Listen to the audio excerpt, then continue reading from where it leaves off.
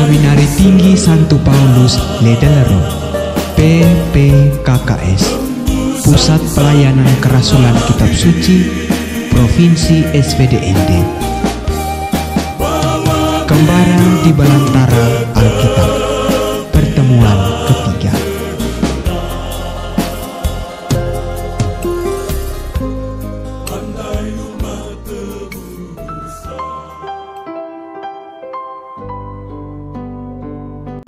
Alkitab adalah intisari kemanusiaan sejak penciptaan sampai akhir zaman.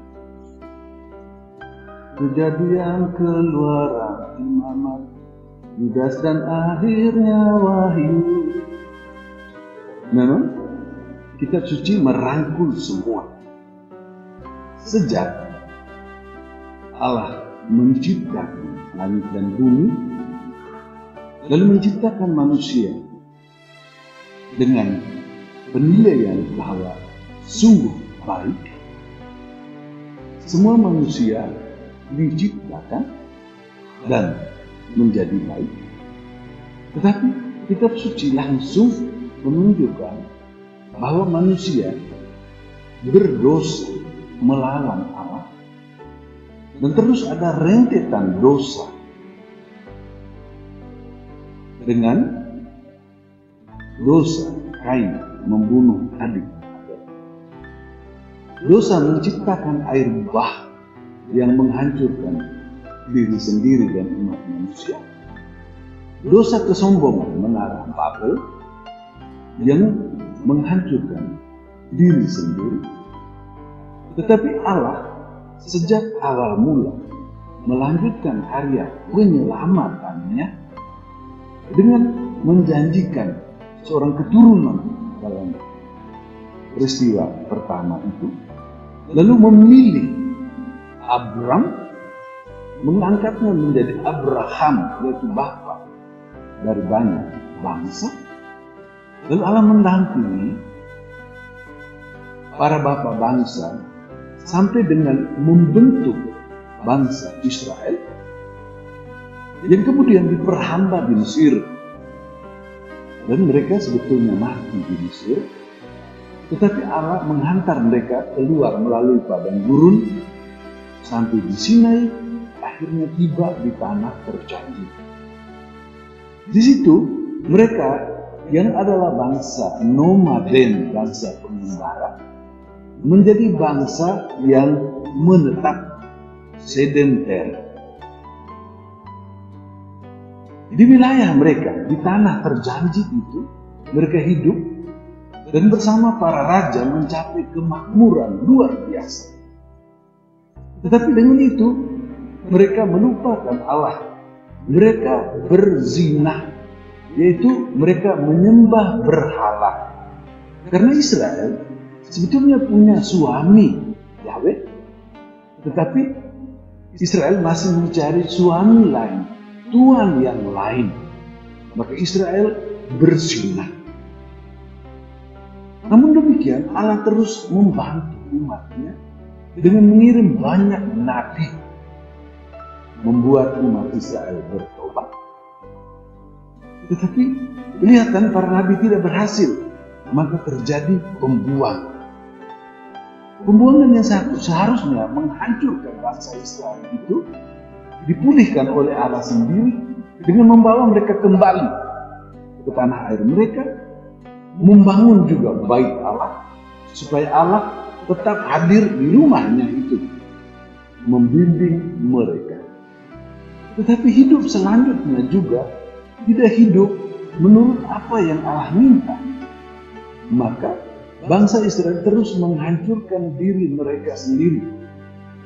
Muncullah para bijak, orang yang menafsir Taurat, yang menunjukkan Taurat itu, ajaran Allah itu, supaya Israel hidup baik, namun tidak berhasil.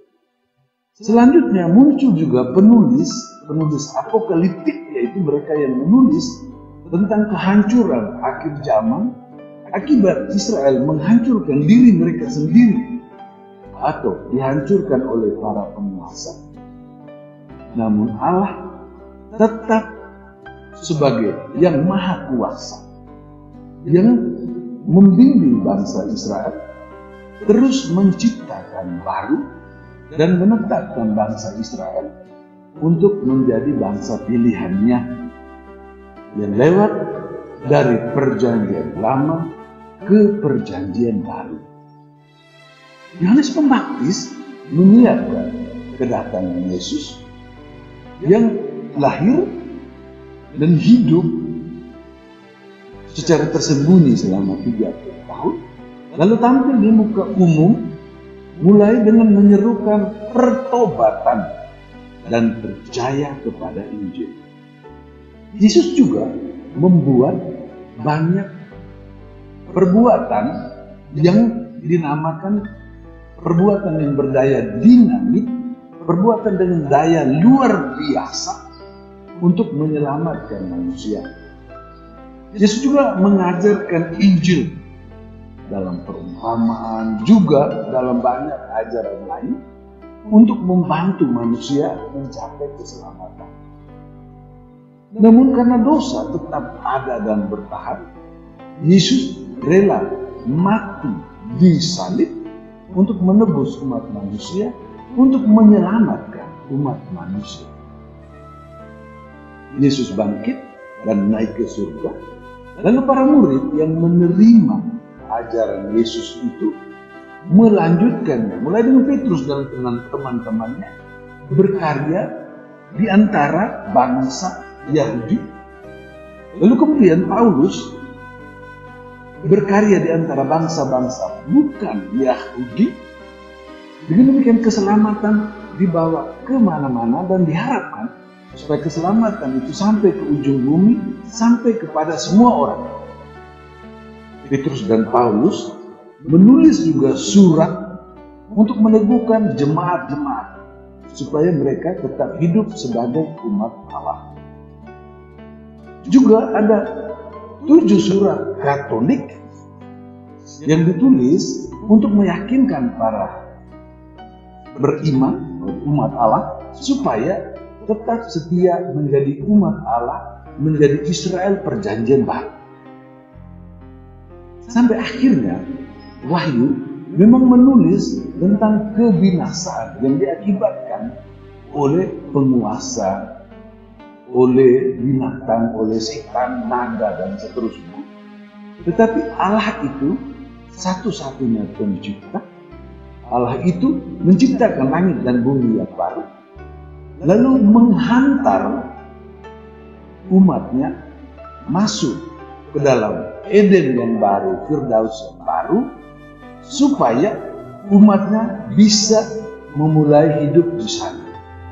Jadi berawal dengan penciptaan di Eden, lalu sejarah itu dilanjutkan sampai dengan Allah menciptakan Eden yang baru. Dengan itu, kita lihat bahwa kitab suci sungguh merupakan intisari kemanusiaan. Manusia yang diciptakan Allah itu dan seluruh hidup dan perjuangannya dalam memenuhi apa yang Allah mau, yaitu keselamatan. Maka kita bisa lihat bahwa kitab suci sungguh merupakan intisari dari kemanusiaan sejak diciptakan sampai parusia, yaitu sampai kedatangan Yesus kembali, sampai akhir zaman. Dengan demikian, semua orang masuk dalam kitab suci itu dan mengalami ceritanya sendiri dan hidupnya sendiri.